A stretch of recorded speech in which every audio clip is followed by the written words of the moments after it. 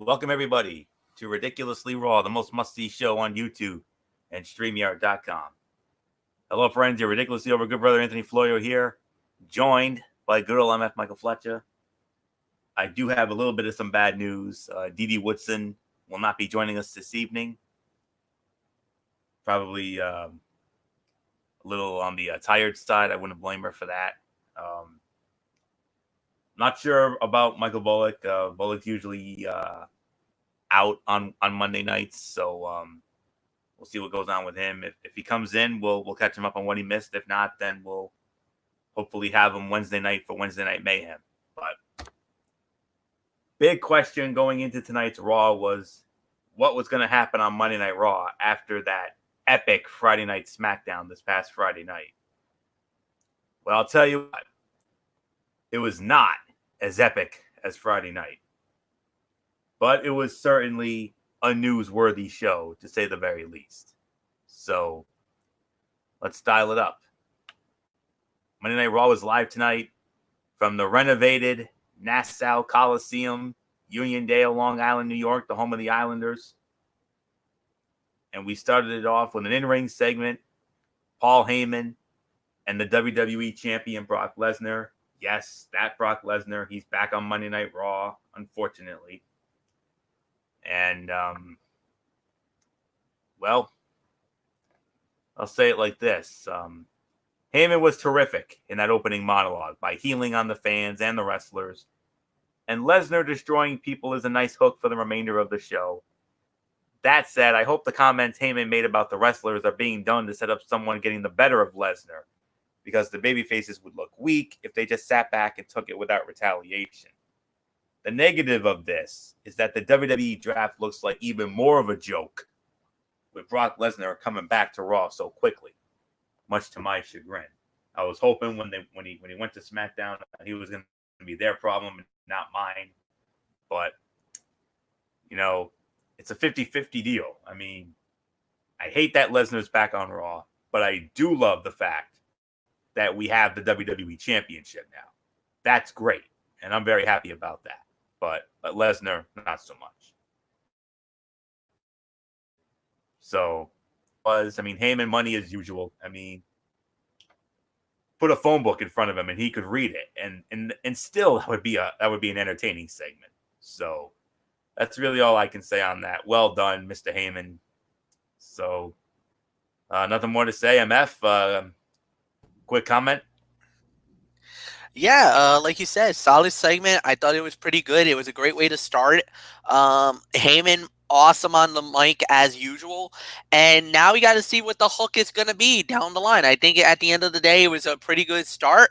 I liked it. I thought it was pretty good. So nothing more to say. Florio, let's move on. And MF will lead off on our next match. And what a way to start the wrestling portion of the show. A non-title match, the women's tag team champions, the Kabuki Warriors, squaring off against the randomly thrown together tag team of Charlotte Flair and Natalya. Natty and Charlotte pick up the win, 18 minutes and 5 seconds. Natty with a sharpshooter on Asuka. So Charlotte and Natty pick up the win. So MF, championship committee moment maybe? This is possibly a championship committee moment, no doubt about it. This is something that Charlotte has never been, and neither has Natalya. I think this would be a very interesting dilemma. I think this would be an interesting partnership, to say the very least. To see that situation. We're talking about the WWE women's tag team titles, and I'll say this: if this is, I'm going to openly admit it, the Kabuki Warriors would definitely be. We're talking about a legitimate threat. I mean, what Natalya brings to the table, especially what Charlotte brings to the table, they would be a legitimate threat to the WWE tag team titles. So no doubt about it in my mind. This is definitely a a big moment, no doubt about it. In my situation, so yeah, I definitely will enjoy it, and there's really nothing more to say. So yeah, Florio, solid match. I'll give this easily 3.5 stars. Definitely one of the top fights of the night. It's yours. Absolutely. Yes, absolutely. This was a 3.5 star match. The only negative I have was WWE Creative repeating its tired formula of having its secondary and tag champions lose non-title matches to set up title matches.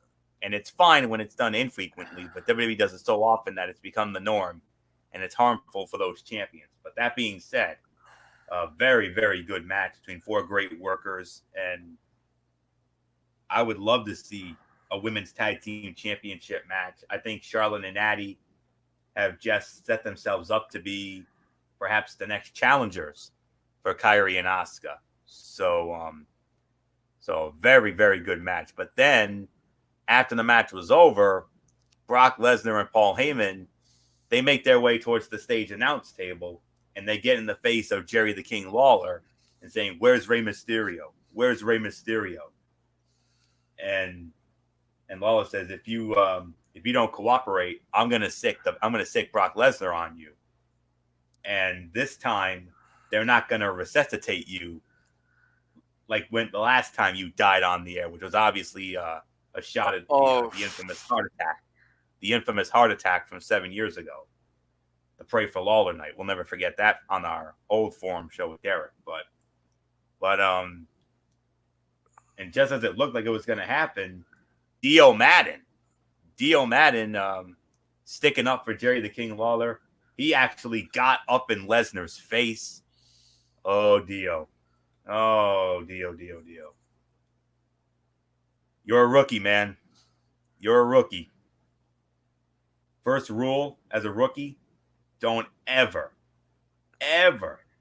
pick a fight with and poke the bear that is Brock Lesnar. Because if you poke that bear is gonna bite, and he is gonna complete mauling. But I gotta give it up for Dio. But no, I got to give it up for Dio for sticking up for Jerry Lawler, man, because that's something, you got to respect the elders, and you got to respect the legends of professional wrestling. I don't know what Brock Lesnar deal is or Paul Heyman's deal. First off, Heyman, I mean, that was below the belt on his part. So, I mean, that was totally a low blow. I don't mind that he went there because that's part of the storyline, and that's great. And whoever wrote that deserves a lot of credit, but that was a little too insensitive in my part. I think that was a little bit of a dirtbag move in my opinion. Even though I liked it and I enjoyed the segment, that was a complete dirtbag move. That's a D-bag move is what we call that. And that was definitely uncalled for. But for Dio to do what he did, yes, it was a rookie mistake, but I compliment him for standing up and sticking up for his own battery mate. For sticking up for Jerry Lawler. That was absolutely the right thing to do, and definitely. And if you saw when Dio went up to Lesnar, look at the height and the weight difference between the two of them. I mean, this guy is built. I was like, oh, snap. Well, Dio was a former football player. He was. Houston Texans, I think, at one time. And, yeah, I mean, I was like, here's the thing.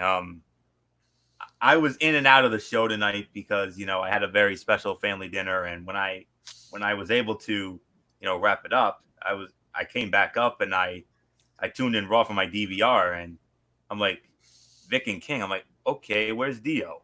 And then I rewound it back. And then when I saw what Brock did to Dio, I'm like, oh man, that's what happened. Oh my goodness gracious. And Brock Lesnar already making an enemy out of me again. Shocking. What else is new? Brock Lesnar, you did something that you don't do as far as I'm concerned. You made it personal with me. You know what you did?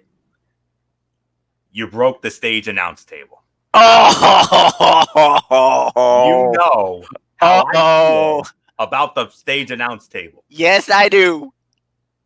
The same way you feel about the Spanish announce table on pay-per-views. Yep. But, it's also like Tommaso Ciampa and the NXT Championship when he calls it Goldie. Well, my question is, all right, Brock, what did the stage announce table ever do to you? Mm-hmm. That's the first thing. And number two, channel my inner JR. The stage announce table's got a family, dude. That's all I got to say on that. So, yeah, it's like you never left. It's like you never left. Like you had an enemy of me again. Thanks. Look, I'm glad you brought the WWE Championship. I'm grateful to you for that. But that's it. So, break the stage announce table, will you? Ugh. That will always crawl up Florio's skin. The minute you break the stage, the minute you break the stage announce table, that is it. It is on. That's a no-no. That's a major no-no. Blood in the water type moment. I definitely know how you feel, Florio. Yeah, it makes me channel my inner Aleister Black. Come knock on my door. Yep. So, you know the rest. I know the rest. Yes. Yeah, we're just gonna park it there. So, all right, and we have some big news that comes out of this. Rey Mysterio actually came out afterward, and he took it to Lesnar, and then from there, Rey Mysterio issues a challenge. He challenges Brock Lesnar for a WWE Championship match at Survivor Series of all events. You would think, because it's Raw versus SmackDown versus NXT, you were thinking we were going to get a triple threat with all the world champions. You would think it would be Lesnar, The Fiend, and Adam Cole. Oh, no, that's not going to happen. Because Brock Lesnar accepted the challenge. So MF, at Survivor Series, Brock Lesnar will actually defend the WWE Championship against Rey Mysterio, marking the first time the WWE Championship will be up for grabs in any capacity since the infamous tournament in 2015. Yes, it is. And so now that makes this very interesting because of the fact that now with that out of the way, does that mean the NXT champion now fights the SmackDown champion one-on-one? And if that's the case, Florio, you get to breathe, you get to rest. You don't have to involve yourself in that war where literally it will be Mike versus Mike in that battle. But now the question is, does that open the door for another battle? Does that open the door for something else? Does the WWE title get defended? Does the NXT title get defended? I mean, is it possible that we might see 3 world title fights on Survivor Series? Because there's one confirmed where there's all 3 champions to fight it, and oh my God, what a match that's gonna be! We got two. So we're gonna get into that in just a moment. Yeah. But Brock Lesnar, Rey Mysterio, they will fight at Survivor Series, and it will be for the WWE Championship. So David versus Goliath here, folks. I mean, can the greatest superstar, the greatest in history, like what JBL once called him, the Cinderella story of 2006, can he do it again? And if they strap Mysterio, strap him for more than 2 hours, please. That's all. Because 8 years ago, they put the title on Mysterio, and then 2 hours later, they feed him to Cena, and he hasn't had a snuff of that since. And I felt my heart broke for him, literally. But it was a damn good match though, him and Cena. But story for another day. But we got plenty more action here. Let's get into it. Buddy Murphy, Cedric Alexander renewing old acquaintances from 205 Live.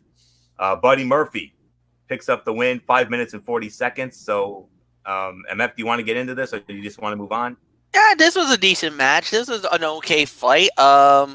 It wasn't anything like the 205 matches in the past. I'll Oh, no. openly admit that. But I mean, it was all right, but nothing to write home about. Maybe 1.5 stars at best. Floyo, it's yours. Two, about 2 to 2.5 for me. I mean, it was a solid match that was just thrown out there and didn't get much support from the live crowd. I wish they would have taken some time away from the long tag match and given some of it to this match, but it is what it is. But and then now we have Seth Rollins. Seth Rollins comes out, first time since losing the Universal Championship to The Fiend at the Crown Jewel in Saudi Arabia, which I honestly did not think was going to happen, but it did. And oh boy, did it change the complexion of the company in a big way. Great way for MF, a not so great way for me, but it is what it is. And then all of a sudden, Triple H comes out, and you notice the NXT logo on the Titantron. Wink, wink, because he is the founder of NXT after all. So, and he issues a proposition for Seth Rollins, basically saying, you're either with me or you're against me. And then out comes the entire Undisputed Era. Adam Cole, Roderick Strong, Kyle O'Reilly, Bobby Fish, and then moments later, all hell breaks loose.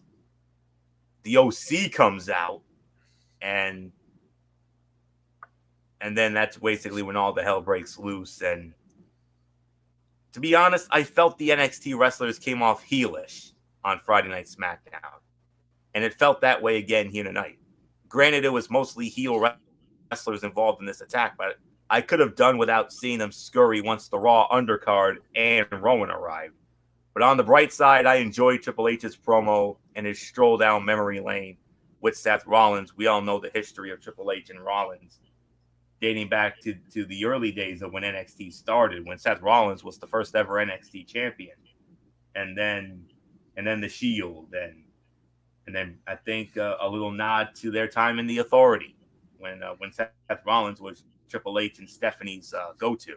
So that was a very interesting segment. I mean, we talk about Paul Heyman being money on the mic each and every time he gets on it. Hunter, hello, Hunter. Yep. So, and he did it again. So well done. And MF, it's well documented. I mean, we all know you've been a Hunter fan since day one, and this was a vintage Cerebral Assassin promo out of your boy tonight. Yeah, he threw the gauntlet down, and I kind of feel like it's going to be interesting to see. I thought this was a solid segment. I really enjoyed it. I thought this was really well done, and no, there was nothing bad about it. I really liked it. So this was good, great for the most part, and no, I got really nothing more to say, Anthony. So yeah, it's all yours, man. And then we had a mixed tag team matchup. Andrade and Zelina Vega squaring off against Sin Cara and his lady friend Catalina. And Andrade and Zelina Vega win the match 7 minutes and 25 seconds. Now, MF, this was an MF special. This is right up your alley. You have 2 luchadors and 2 luchadoras, and I'm sure being the Lucha Libre authority that you are, I'm sure you had a big smile on your face during this. I enjoyed this match very much so. Yes, this was at least a 2.5 star fight for me. It was everything that you expected. Yes, there was a little Lucha Libre elements in the match, but it was very WWE like. Obviously, you want to give Andrade and Zelina the win in here, make them both strong. But props to Catalina, props to Sin Cara for making it an enjoyable match for as long as it lasted. But at the end of the day, the right team won, and that's all that matters. Obviously, there was some very high expectations for Andrade, especially where he was positioned on the Monday Night Raw roster, and we have yet to see him make that big leap or transcended leap yet. I kind of feel like SmackDown kind of would have been more better for him, honestly. I think he would have gotten a better opportunity, but, it is what it is. So I'm still waiting for that big moment for Andrade on Raw. But, nice matchup. A good fight, good battle, good victory. Nothing more to say, Florio. It's yours. Yeah, solid 2.5-star match. I mean, I kind of would have thought maybe Sin Cara and Catalina would have gotten the win back here, but Catalina took the fall for her team. And yeah, so I don't know what to make of that. So nothing more to say. Move on. A 2-for-1 deal. Well, I'm gonna throw out the first part because it was more Rusev, Lashley, and Lana nonsense. Far and away the worst thing on Monday Night Raw. We all know that. But it did lead into an interesting match, though. It led into a match: Drew McIntyre against Rusev. Drew McIntyre apparently doing Lashley's bidding. Now, once upon a time, friends, 3 years ago, back in their Impact Wrestling days, what a heated feud at once upon a time that Bobby Lashley and Drew McIntyre had over the TNA Heavyweight Championship, including the night Lashley took the title off of McIntyre. I'll never forget it. I mean, he beat the holy hell out of him. So, but boy, they've moved on far and away since then. But Rusev wins the match, 9 minutes and 45 seconds via a disqualification. That's going to be an NA, obviously. Damn shame, because it looked like that Rusev and McIntyre were on their way to having a solid match, a halfway decent fight. This thing was on its way to being like maybe 3.5 or so, but then Lashley had to ruin it, faking an injury. But then Randy Orton, another vicious RKO on Rusev. I know MF's probably having flashbacks to that SmackDown in Providence a couple years ago that he and Bullock went to. I had to miss out on it, but it was another picture perfect RKO out of nowhere by Orton on Rusev. But then Ricochet shows up, and I'm guessing it's going to set up a tag team match with Orton and McIntyre against Rusev and Ricochet. Orton and McIntyre against Rusev and Ricochet. I'm a little more concerned about McIntyre's lack of direction. I can't believe the guy's been on the main roster for like a year and a half and he's still spinning his wheels. I mean, WWE should be embarrassed that TNA and Impact booked Drew 1,000 times better than they are right now. Same thing with Lashley. I mean, that's another guy. I mentioned it. Lashley and McIntyre had stellar careers in TNA, both former heavyweight champions, and had an amazing title feud. So, I don't know. But, I mean, it was a solid match. It was on its way to being solid. So, I know MF probably agrees with me on that. I just want to move on. And I want to move on. Now, it's not often we get into backstage. Well, MF, did you want to go. No, all right. I just wanted to be sure because your mic was off. All right. I want to get into this, though. It's not often we get into backstage interview segments here, but Charlie Caruso, my girl, interviewing the Raw Women's Champion, Becky Lynch. And it gets interrupted by NXT Women's Champion, Shayna Baszler. And then Baszler and the man... Wow. Okay. And I said there were two tri-branded triple threat title match with champions. Here's the first one. This one was expected. Becky Lynch, Raw Women's Champion, versus SmackDown Women's Champion Bayley versus NXT Women's Champion Shayna Baszler. MF, the man, and the submission magician. All I can say is home run. This was the highlight of the night. Amen. This was the segment of the night. And Amen. You could even make an argument maybe one of the top segments of the year. Ooh. It was that good. You felt the energy, you felt the hatred, you felt the war, and that's what this was. All out war. You want to talk about brand supremacy? You got it now. Here we go. Becky Lynch riding very high for Monday Night Raw. Shayna Baszler, the ace of spades, riding for NXT.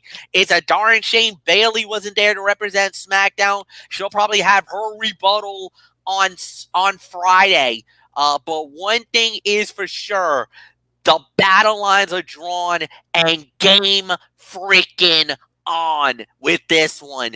This is going to turn into a all-out Donnybrook brawl, and whoever comes out on this one is definitely going to earn it on as Survivor Series. You know what? We've been talking about how to hype Survivor Series and everything else. The minute we found out it was going to be Raw versus SmackDown versus NXT, we did not know what we were going to get.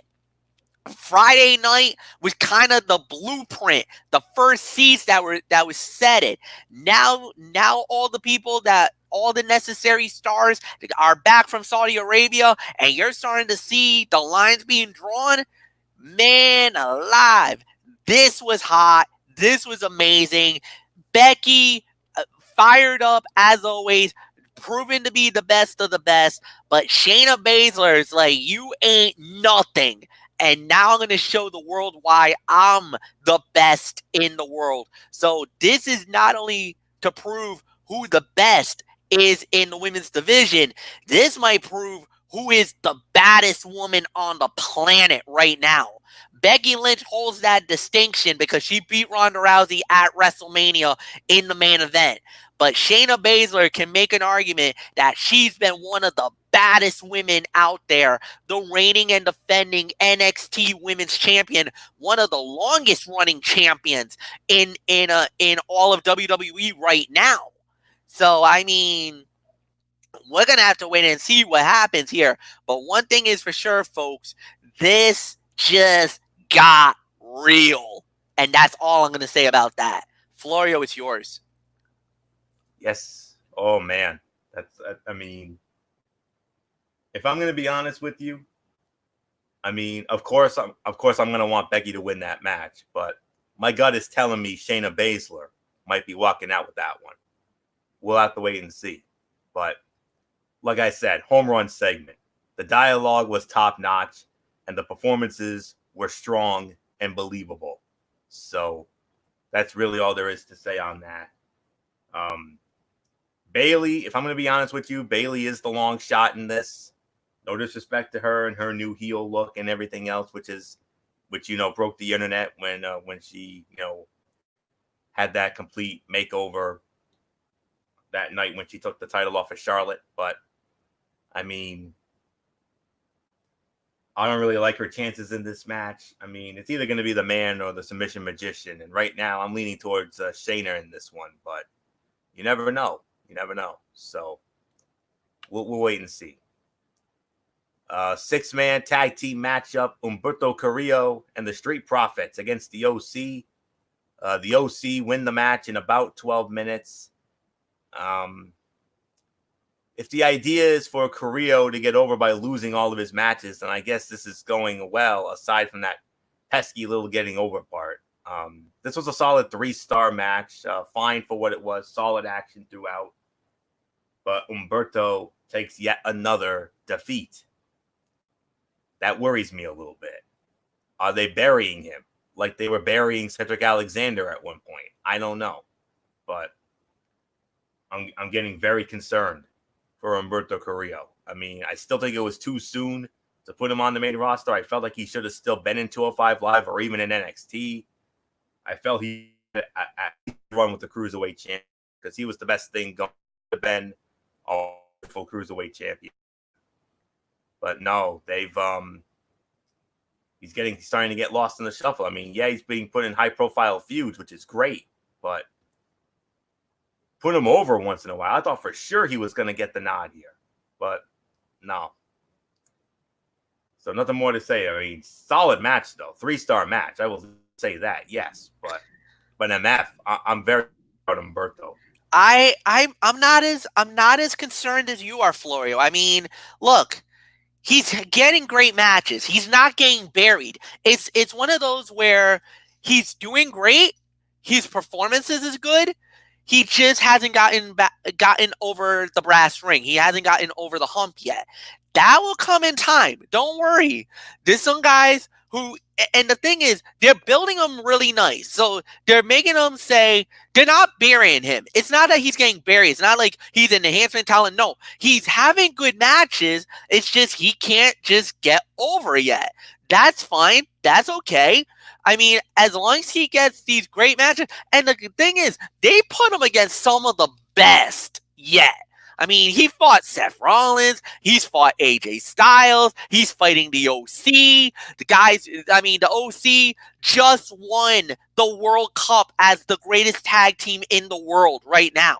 So, obviously, you got to give them the rub right now. As long as he's having great performances, really good matches, and loses, and loses at the end, but gallant efforts, I'm fine with this, Florio. No, it's not. No need to slam the panic button yet. Don't jump off the bandwagon. As long as it's gallant efforts and he's really great matches, then that's fine. That's what you want to do. You got to work your way up. You got to slowly rise. And the thing is, yeah, they thrusted him in a major spotlight at the very beginning. And you're thinking, whoa, wait a minute. This might be too quick for the guy. It's fine. He'll be all right. I'm not in a full-scale panic. Now, if he keeps going down this trend, good matches but doesn't get the win, then I would be a little like, okay, wait a minute. Yeah, what's going on? But he's not getting buried. They're gallant efforts. He just hasn't gotten a victory yet. No need to panic. Not yet. Florio, go. All right, fair enough. Let's move on. They announced that Lesnar and Mysterio for the title was official for Survivor Series. Of course, that women's triple threat as well. We have another triple threat match for Survivor Series, tri-branded champion battle, and we got the one that we were hoping for the tag teams. That's official. Raw tag team champions, the Viking Raiders, versus SmackDown tag team champions, the Revival, versus NXT tag team champions, Kyle O'Reilly and Bobby Fish of the Undisputed Era. That's official. Viking Raiders squashed a couple of Hammerneggers in a minute. I'm like, you're taking time away from what could be another epic main event like we had on Friday night, and you're wasting it on this nonsense? Also, you put the title on the Viking Raiders we've had them do over the last is squash jabronis. Where's the fun in that? I'm sorry. I don't want to see that. So, whatever. Main event, and oh boy, this could have been so freaking epic. This could have been just as epic as what we saw on Friday night. It was Adam Cole with Triple H in his corner, defending the NXT championship once again against the first ever NXT champion, Seth Rollins. Time of the fall, 12 and a half minutes, and it ends in a DQ because the Undisputed Era show up, and then all hell breaks loose after that. I feel like you could have cut a little bit of the six-man tag. You could have completely gotten rid of that nonsense squash, and we could have had something just as special as what we saw with Adam Cole and Daniel Bryan on Friday night.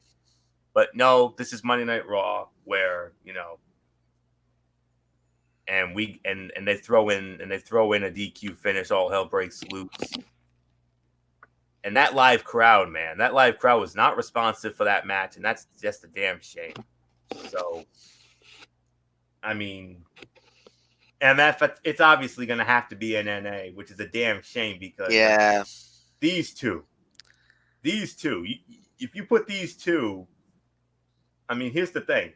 I mean, I understand they wanted to put the title on the Fiend. That's fine and dandy, and I'm glad that they did. That's bigger and better things for him at long last. But I was kind of hoping they would have kept the title on Seth. Then we could have had these two maybe at the Survivor Series, and that could have been an instant click. But here, match we wanted, but 12 minutes and it gets thrown away for a D. Give me a break. Yeah, no. Unfortunately, that's the way it does go. So yeah, we were expecting something better. We didn't get it. Stinks. But that's what we got. I mean, there's really nothing more to say. I mean, it is an automatic NA.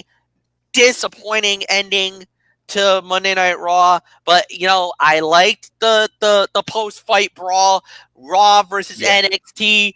That was really good. NXT, you better watch your tails, boys. You got two angry mobs. You got Raw and SmackDown. You already invaded their house. I'm telling you right now, you better lock the doors in Full Sail University. You better beef up security, and you better hope and pray Raw or SmackDown doesn't get in the building, because if they do, you're goners. You're gonna get jumped. And I mean it, young boy style. That's all Raw is thinking. You came in our house, especially SmackDown. SmackDown's got the bigger bone to pick. Because remember, a lot of the guys were in Saudi Arabia when you invaded. So none of them found out until what you guys did, until maybe the next day, a couple of days later. Raw got jumped with all their boys in the building. SmackDown hasn't even gotten a chance yet to jump and react, and because all you guys did was basically gang attack some of the lower card talent. But trust me, the word got out. Roman and the boys probably found out what happened when they landed at JFK on Saturday. Hey, just to give you a heads up, NXT was in our house and they jumped us, and we got jumped. So yeah, trust me, Roman and the boys are not happy right now. They're pissed.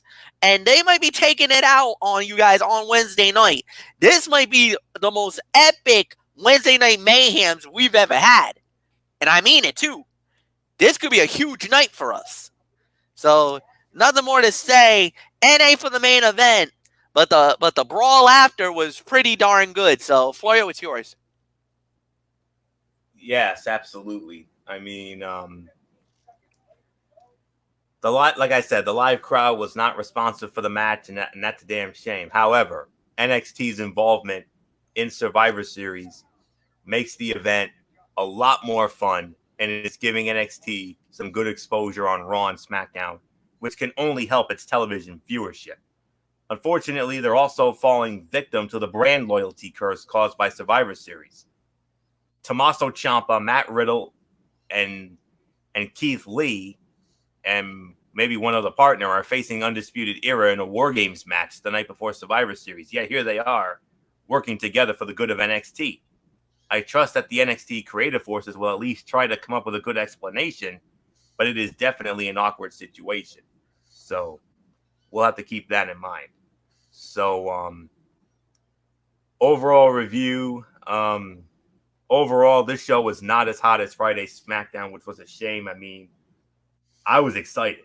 After how epic Friday SmackDown was, considering what had happened, I was thinking, okay, maybe some of that's going to come over to Monday Night Raw.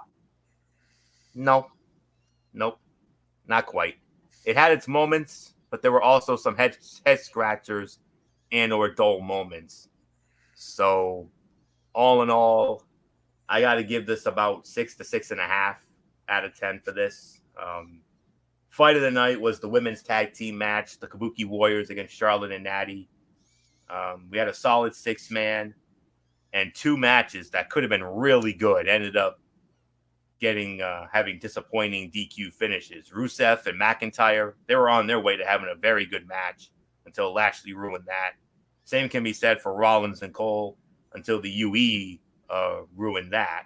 So, but Heyman was great on the mic. Hunter was great on the mic, and that's pretty much it. I mean, that same fire, that same intensity, and everything else. But the real highlight of the night, no question about it, the epic face off with Shayna Baszler and Becky Lynch. I mean, that was insane. So, but other than that, not the hot show I was hoping for. So, 6.5. That's the best I can go. So, MF, how about it? 6 out of 10 for me.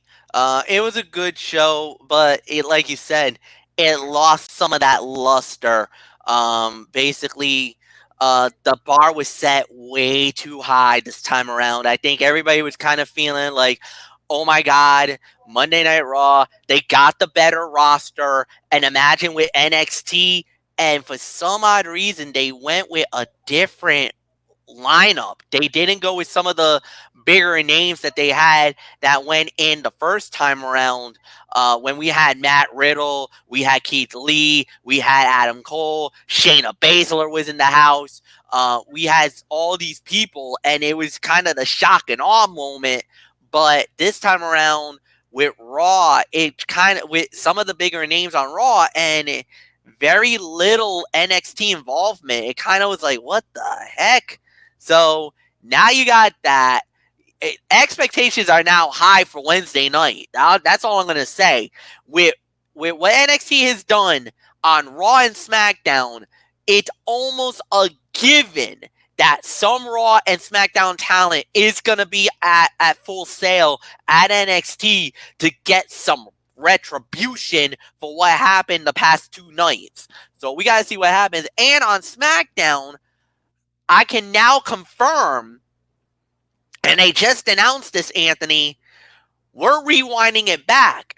We were supposed to have Roman Reigns versus King Corbin on SmackDown. Well, they're going to do it this Friday night. Now, I haven't heard anything else about any other matches.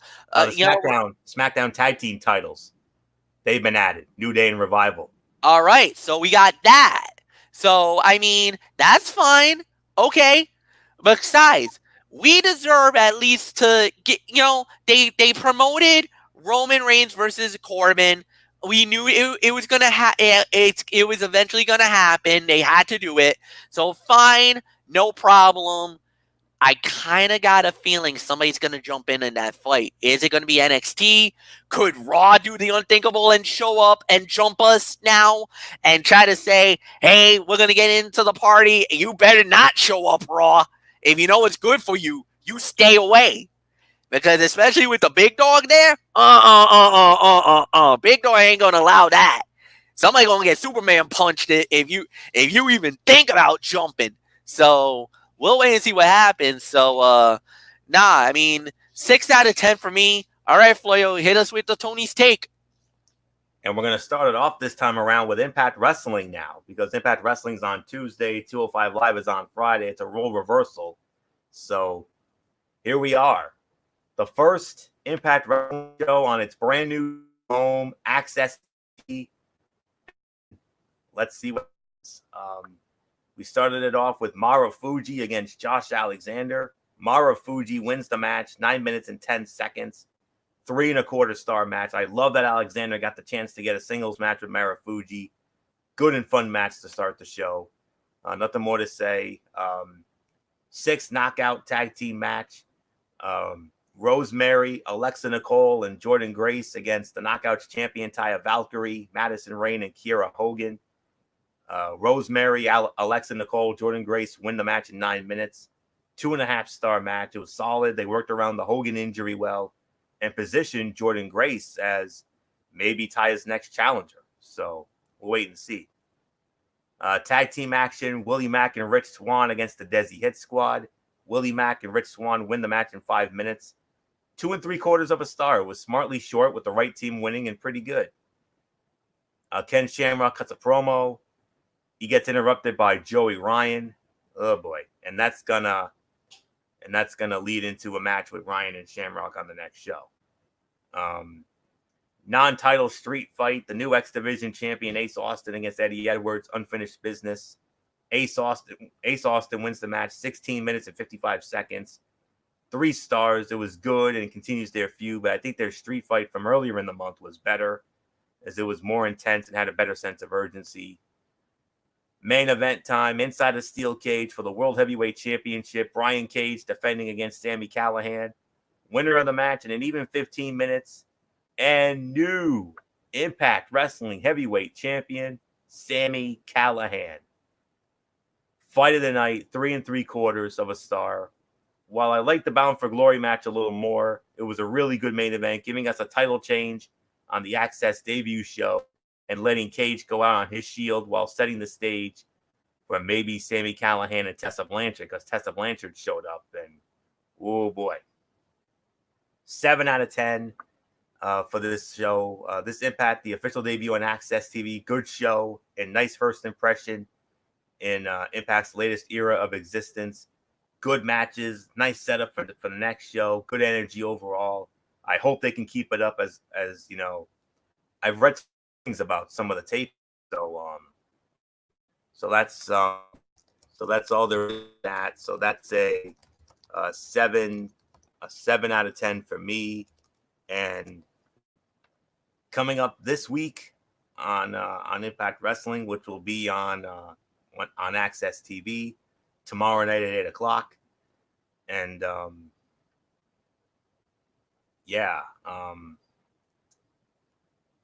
I have heard some very good things coming out of this. And all right, I was waiting. Okay, here we go. For this week, we have Michael Elgin squaring off against Falaba, Taya Valkyrie against Madison Rayne, Ken Shamrock against Joey Ryan, Aiden Prince, El Reverso, and Brett Banks against Johnny Swinger and Reno Scum, Moose against Willie Mack, OVE. They have a championship celebration for Sami Callihan, and then it sets up a very main event, 8-person fight, all 4 members of OVE against Tessa Blanchard, Tommy Dreamer, Rich Swann, and Daga. So that's going to be in a street fight match. So that all goes down tomorrow night on Impact Wrestling, 8 Eastern. If you miss it, no problem. There will be an encore at 11. So that's the beauty of, on Access, because when they were on the Pursuit channel, there were no encores. It was either one time only. If you blinked, you missed it. But this time, if you blink and you miss it, no worries. You can watch it at 11 or DVR or whatever. So there you go. 205 Live. Let's get into that now. Isaiah Swerve Scott against Arya Davari. Isaiah Swerve Scott wins the match in 10 minutes and 10 seconds. 2-star match. Davari is terrible. That's all there is to say on that. He's not a miracle worker. The crowd just didn't care here. His matches are boring no matter who he's in there with, and that's all there is to say on that. Jack Gallagher squashing some Hammernager, 3 minutes, 20 seconds. Great main event here, though. Cruiserweight champion Leo Rush in a non-title match against Raul Mendoza. Leo Rush wins the match in 14.5 minutes.